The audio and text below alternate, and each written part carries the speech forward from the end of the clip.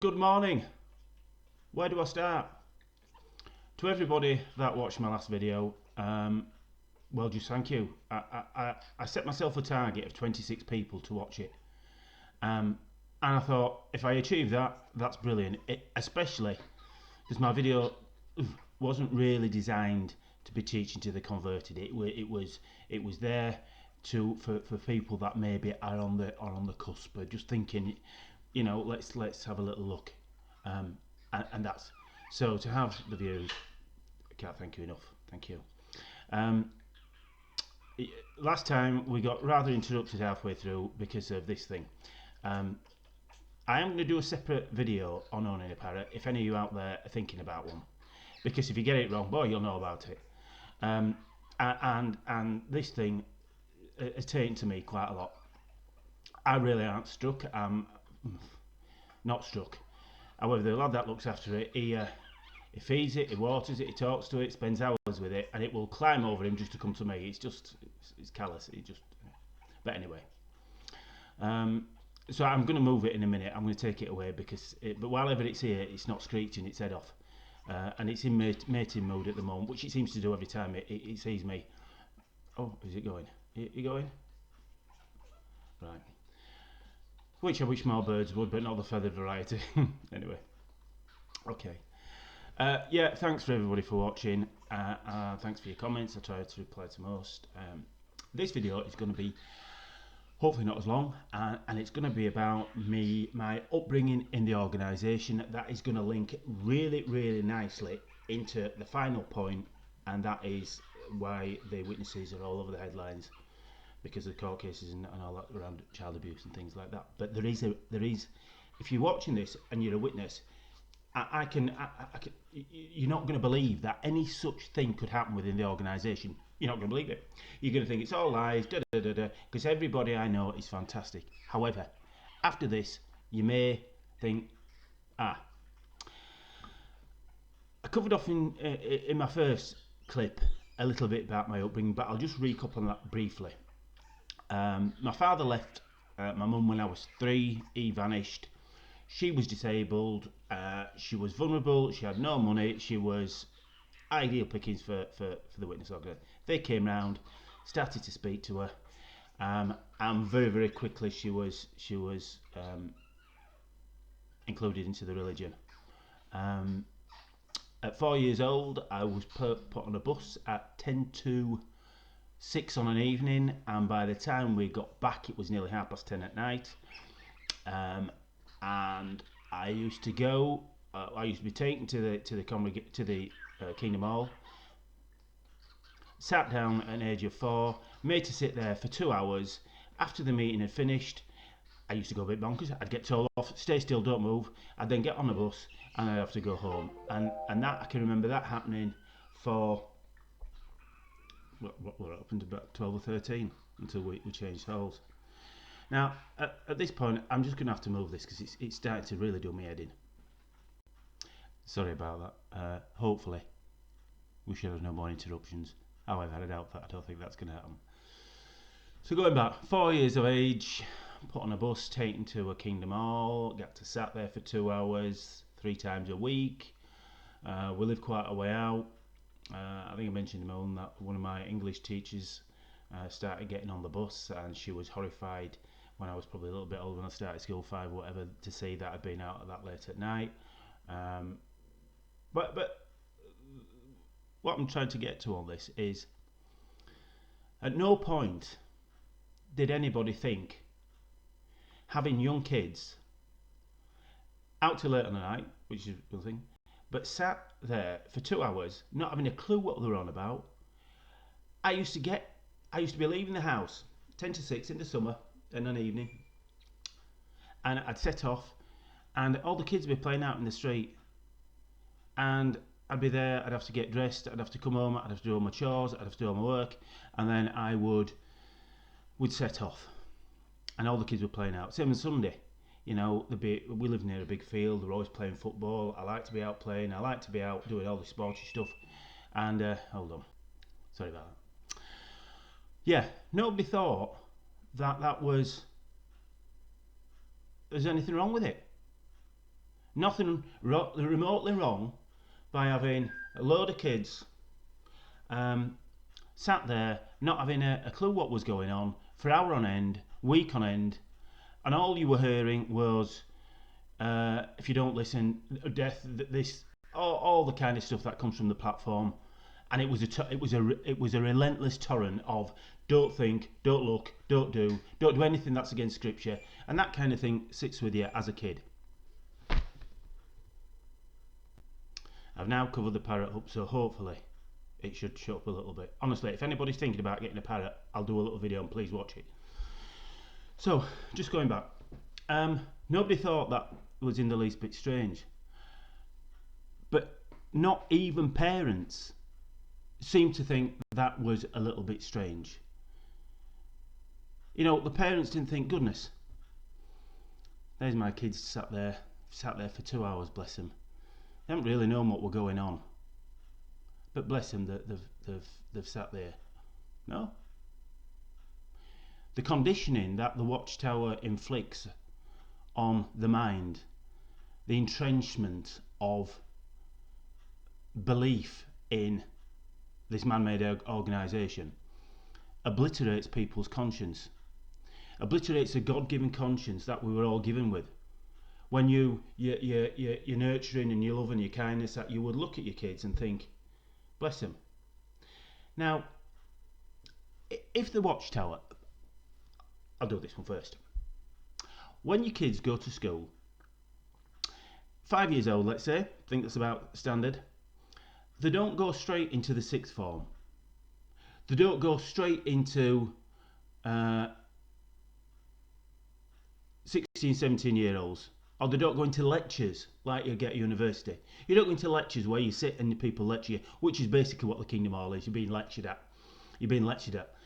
You go, at 5 years old, you go into the infant school, where training is adapted to where you are mentally at that stage in your life.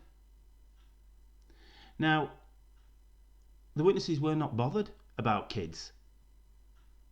They weren't bothered about if you were just sat there, bored out your mind, if you were sat there being terrorised by, if you think this, if you do that, you're going to go, you're going to be destroyed at Armageddon. Weren't bothered. If they had been bothered, they may have had a separate classroom for kids where they could go in and they could learn about the marvels of creation, where they could learn, they could maybe watch, adapt the learning to them, but they did not give a toss about any kids at all. And as such, I remember as a kid, you felt like a second-rate citizen. You felt like you were just there, you had to do as you were told, be seen, not heard, sit there, do not move, week in, week out, year in, year out, shut up, sit there, get on with it. Now, I mentioned in my other clip, by the age of, I think it was about 7, I was one Thursday walking home from school. We could walk home back then. It was a field directly to my house. And I had this horrible sinking feeling. I thought, as soon as I get in, I'm going to have to start, and as I mentioned, my mum's badly disabled, so I had to do all the emptying the bins, picking up, vacuuming, cleaning, pegging, washing. She couldn't lift her arms up or bend, so anything, all those kind of, making beds, I had to do all those kind of things. As I say, I'm not looking for sympathy at all. This is just to give you an idea of the overall picture. And I was walking home and I was thinking, as soon as I get in, I've got all my jobs to do. I've got to help my mum get dressed and get ready. We've then got to go for the bus. I didn't have any chance to play. I'll maybe go outside for a couple of minutes and have a quick kick around football, but then I was shouting to come in.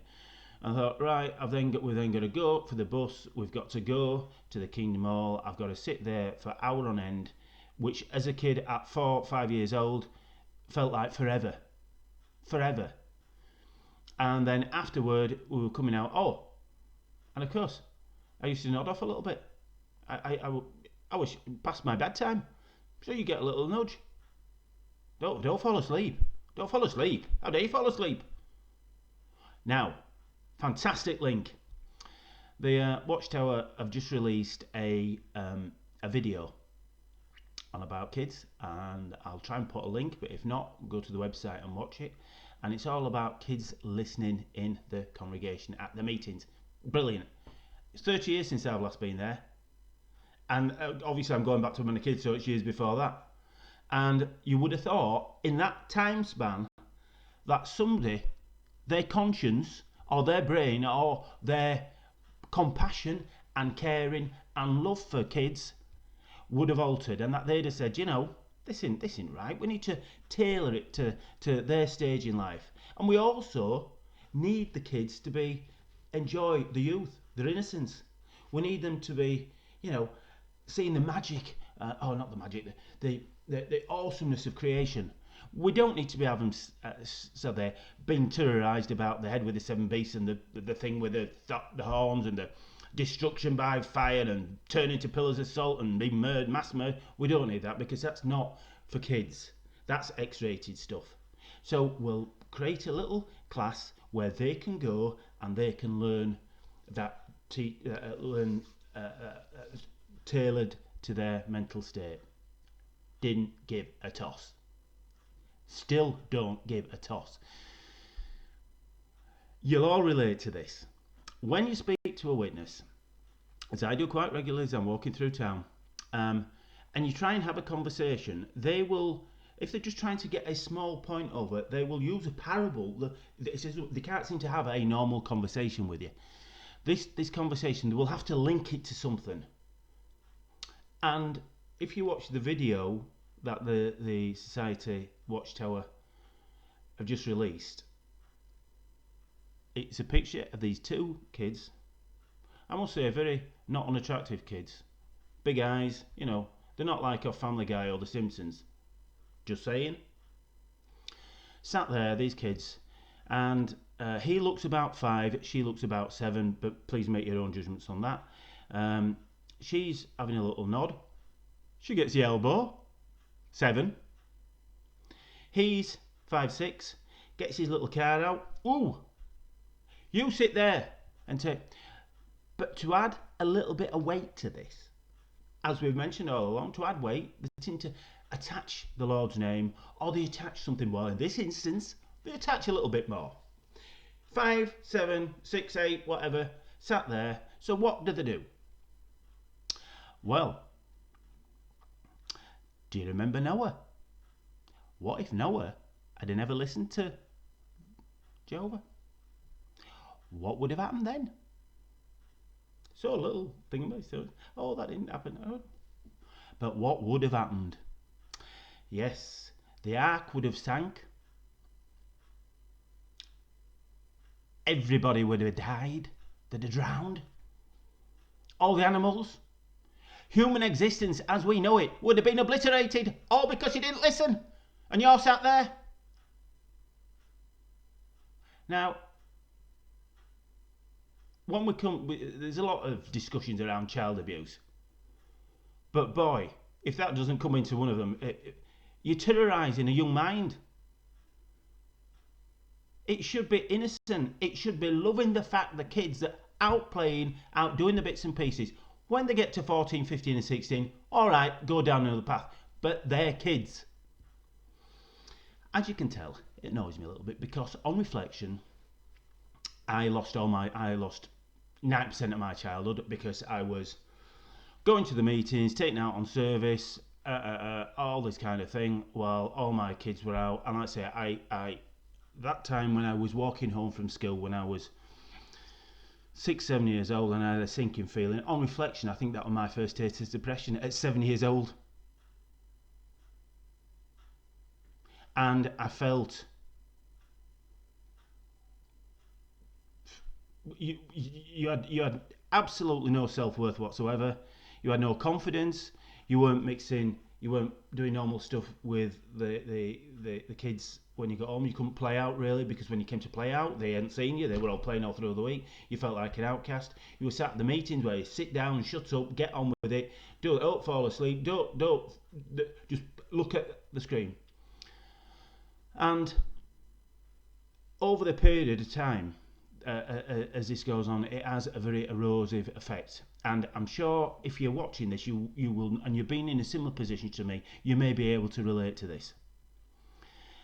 The eroding effect that it has on you. And as you grow up, it stays with you. Now, as I mentioned at the beginning, there's an awful lot of the witnesses. If you type in Google witnesses, it all comes up child abuse, it comes up and for a majority of witnesses, that'll be beyond your lines of comprehension. That the people in the organisation are such nice people. And you're right. They are such nice people. That's why they're in, because they just accepted everything because they are nice, trusting, caring people. And people come and say to them, this is from God, this is from the Almighty. If you're not in our crowd, if you're not in our team, you're going to die. Your family are going to die. It's all going to be this. You need to join up. I'll go off topic just a little bit. If you may be having a study and you say to that person, actually, I'd like you to help me get a better relationship with the Lord. But I don't want to become a Jehovah's Witness because I've got family and stuff, they won't like it. But I just want you to come round to my house every week and help me have a relationship with the Almighty, just from the Bible. I don't want any of your books and stuff like that, I just want the Bible. Well, they'll turn up for a week. Yeah, they'll turn up. Might a couple of weeks, might drag it on a little bit longer. Getting the time in, it's time. Oh, I've got to study. Oh, yeah, I've got somebody to go around. But that won't last. They have no interest in helping you get a better relationship with the Lord. If they're honest. If they are honest. And they're probably not going to be. But they want you, there's an ulterior motive, because they want you to be at that Kingdom Hall. They want you to be baptised and in the crew. Because it's, I brought somebody in, I've got somebody come in, I've got a study. But if you actually just wanted a better relationship with the Almighty, they're not interested. Now, if you are on the peripherals or just thinking about leaving, just let that sink in. Because isn't that what it should all be about? Our relationship with the Almighty? I'll let you just think on that one for me, because that for me is quite pivotal.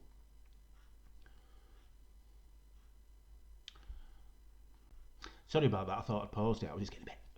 I thought I'll have a quick drink. So, this takes me back to the mindset of the witness adult and the witness kid. The witness adult has had their, in my opinion, please feel free to comment, in my opinion, has had their God-given conscience that was given to us by the Lord, that we're all given, referred to in the Bible. It's been eroded. The watchtower of... I have a prop. Now somewhere on the back here, it says conscience.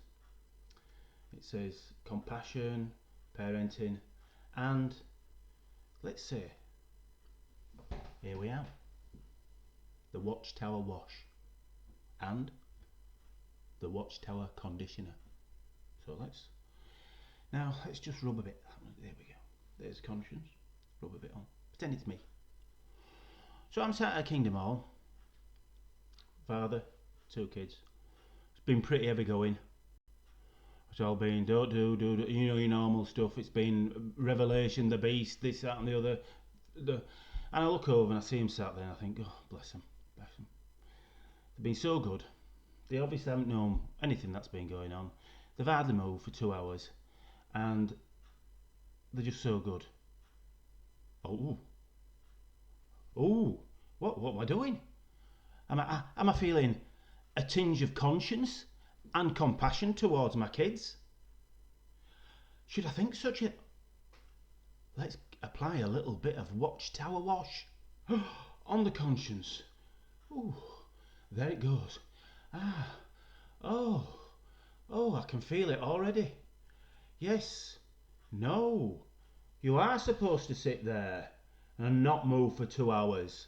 You are not supposed to understand what's been going on, but you are just showing obedience.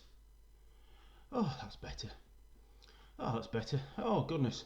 This stuff works wonders. It can any kind of tinges of compassion or parental love towards your kids has just been removed. Oh, thank goodness for that. I joke a little bit, but that's kind of what that's. I think that's a way. I'm using a parable. That yeah, parable. So, linking in to my original thing regarding child abuse. As a kid, you feel second class. You feel nobody cares about you. You feel like you just sit there, be quiet, which makes you very, very vulnerable. You don't have any sense of pride. You're not really allowed your personality. You can't really speak out about what you're thinking. You can't say, oh, can we go? I once said to my mum, why can't we on a Sunday, instead of have the Kingdom Hall, middle of summer, middle of August, gorgeous sunshine, setting off at 1 o'clock to sit there for 2 hours, you get out at 5 o'clock because we lived a long way when we were going bus. I said, why can't we have the meeting in a park? And why can't we, for the first half, do a bit of Bible stuff. For the second half, do dramas. Oh, can't do that. Can't do that. Why can't we? Why can't we? Why can't we just have a bit of fun? Why can't we just make this a little bit more bearable for kids and for all of us? Can't do that. You need to be sat down. You need to show your obedience. You need to show obedience. So, this, as I say, at age 6 or 7, and I first felt depression, and that's when a brother started showing a bit of interest in me, and that's when I welcomed it with open arms. It went beyond the realms that it should have done, and I'm not blaming him. And he was probably just about early 20s. He showed some interest in me, and it progressed, and it became physical, intimate, whatever you want to. But it wasn't a case at that time. I was over the moon the fact that somebody was showing attention to me and that somebody was speaking to me, and I'm not sure he expected it to go like it did, but they ended up moving away. What I'm kind of aiming at this is the way you're meant to feel as a kid. You don't feel loved, you don't feel treasured, you don't feel all the things that you should feel. You feel very much put down, disciplined, told off. You're being on some kind of sentence. Yeah, that's what, some kind of a sentence on how you should live. So going back to the original, that makes you very, very vulnerable. Not just me. When we were in Castleford congregation, I was about the only kid. With them, there was a few others, but not many. We then moved to Cross Gates, and there was a lot more. There was a lot more kids there, and there were some very dictatorial brothers. Even though it was a lot better than the previous congregation, but you are at that point, you are extremely vulnerable. So when brothers in a statutory position in the organisation start showing interest in you, you're not going to go running away and reporting it because of the mental conditioning that you've had from being a kid. You're not going to do it. You're not going to do it. And they know that. The older brothers in the congregation or whatever know that if they start going and approaching a kid, that they are not going to report it or dob them in. Out of fear, mainly, but also out of the mental state that they are in at that point because of what they've gone since being brought up. Terrorised from the platform, disciplined, abused just by sitting there, sit, shut up. They're vulnerable. And that they've basically had this, I'd had the stuffing knocked out of me. I was a shadow of a kid. I had stuffing knocked out of me, and anybody who looked at me would think, he's fair game because, yeah, well, he just is. And I had, I mentioned previously, I had a few people show interest in me. And none of them I ever reported at all. One of them nearly because very unpleasant. But unfortunately, he killed himself, as I mentioned. So that's what this real video was about. I think I've missed off loads, but I'm going to do another. I'm going to do another two. I'm going to do one about the Bible that I think you'll find really, really interesting, and I hope you watch that, because there's things that are blatantly obvious that nobody seems to mention, and it's massive. So I'm going to do one on the Bible, and then I'm probably just going to do one of a bit of a summary of where I am today. So that's where I am with these. I'm also going to do one on parrot ownership, because we finally managed to shut the thing up. I've had to cover it up. But if you're thinking about buying a parrot, I'm going to do one on that. I'll do one on Chrysler 300C. I have highly modified Chrysler 300C, and I'm part of all kinds of groups and stuff, and it's followed, and it's people liking, click on stuff like that. And yeah. What I would say, this is really, really. Let me get this in. Since I've done this video, that's it. I was hoping 26 people would like it, and I think maybe by the end of today, 1,000 people will have watched it, which is just mind blowing. I can't thank you enough. I'm humbled, and what's even better is that quite a few people who have watched it are still in the organisation, and they're witnesses, which means I may finally be able to make amends. All the years I was dragged around on the doors, it felt wrong.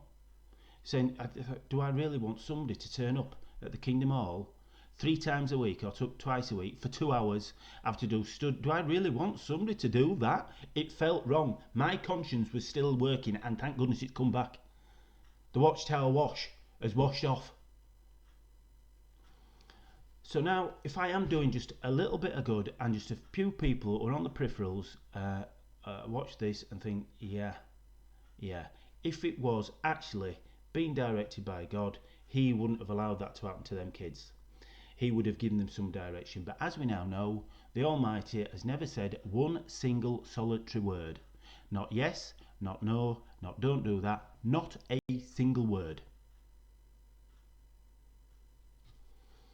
And yeah, some witnesses have commented that, well, they've never said they were all inspired. Rubbish. They have led you to believe that they're with a direct link in between earth and heaven. If you want to, if you want to wash your little brain away, or any kind of reasoning, let's get a bit of Watchtower wash on. They have led you to believe that it is all from on high. It's a blessing from Jehovah. How many times have you heard that? Thousands and thousands. It's spiritual food from Jehovah. Thousands and thousands of times. They have led you to believe that. Coming out with this lovely little one-liner that's kind of just absorbed into a paragraph. Well, if that doesn't make your conscience just tweak a little bit, then yeah, I think you not only had the Watchtower wash applied, but you've had the Watchtower conditioning. And the conditioning erodes. It's got, in fact, I'll do a bit more on the powers of the Watchtower conditioning and the Watchtower wash. But yeah, 100% conscious removal, ability to think straight. Some of the ingredients, I don't know if they're natural ingredients or if they're man-made, but it also carries a few warnings not over to use it. So maybe we'll get the Watchtower wash out a little bit later. We'll just expand on that a little bit. I'll link it in, a bit like, if you don't listen at the congregation, if you don't listen when you're at the meetings, like Noah, the whole world, life as we know it, will be obliterated. Yeah, boy. Okay. Thanks so much, so much for watching. I hope the sound's a little bit better on this one. It's Sunday, 29th of January over in Leeds in the UK. It's white over outside, it's freezing. And I'm going for a walk a little bit later on, or getting prepared before I go back into work tomorrow. So I hope you all have a great Sunday. Thanks again, and see you soon. Bye bye.